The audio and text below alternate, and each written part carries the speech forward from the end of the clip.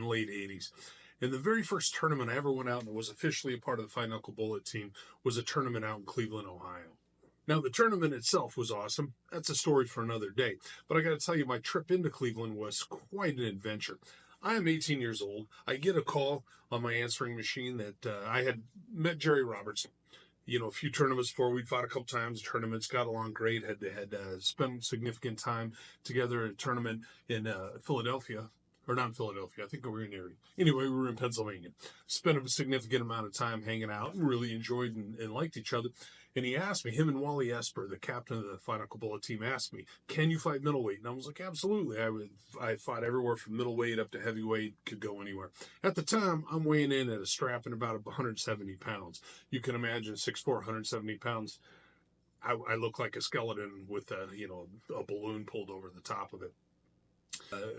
I get a call on my answering machine, and it's a message from Wally Esper.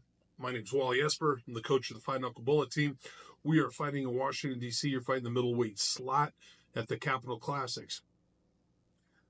Here's the ticket is in the mail. Back then you had to have a regular ticket. We didn't have electronic tickets. Tickets in the mail. Don't bring your wallet. Everything's taken care of. You're going to fly into Cleveland, meet up with Jerry, and then we're going to go to Washington from there. I'm like, all right, no problem. I literally had never talked to them on the phone before. Again, we didn't have cell phones and all that stuff back then.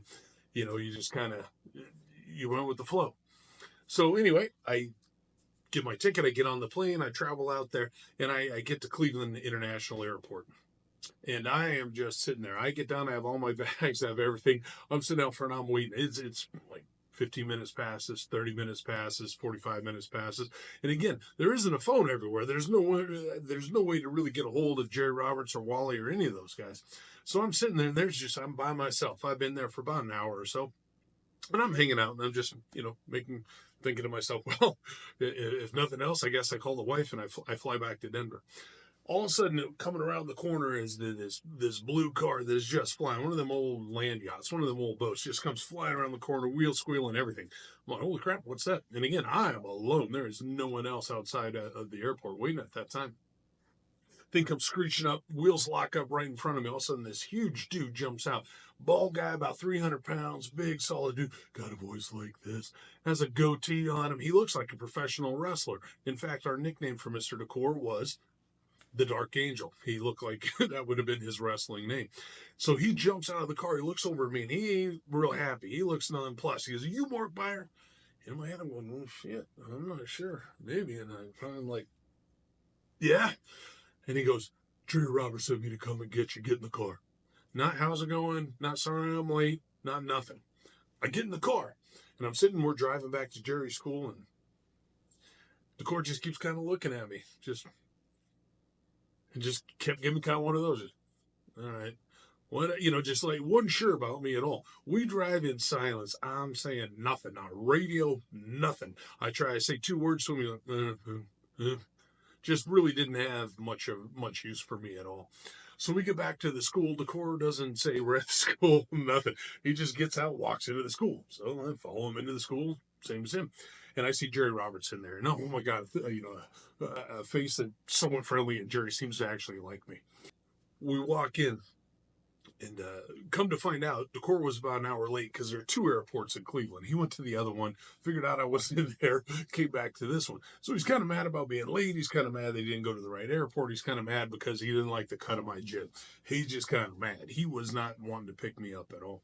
So we go in, and there's Jerry standing there, and DeCore comes up to Jerry, and he's like, "Jerry, I thought you said I was picking up a fighter." And Jerry looks at him and goes, "You are, that's him."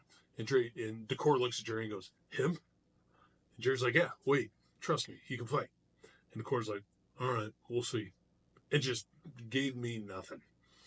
Next day, we wind up at the tournament, and we're fighting at the tournament, and he's just really not into me at all. My first match, I go out there, and I freaking smoke some dude, and all of a sudden he's like, "Oh, holy shit, he can fight." By the end of the tournament, me and DeCore are best friends. We're hanging out. We are buddies. You just love me. I'd like you to work with my son. I wound up I won that tournament. Oh my God. This is back in the day when power was a little more important. I think I wound up dropping 2-3 people over the course of this tournament, but he just could not believe that Opie Cunningham could actually fight. But that was meeting DeCore, him jumping out of the car and looking at you, Mark Baier. To this day, I think about that, and I still think, why? I don't know what in me said yes, because everything in me said say no. I miss Mr. DeCore every day. Was truly one of my best friends, still is truly one of my best friends. One of the funniest dudes I have ever met without really even trying to be. But rest in peace, Mr. DeCore. You are sorely missed, and you are the stuff of legends. Anyway, that's story time with Mark for this week. I will be back again another time and have another story. Thank you so much.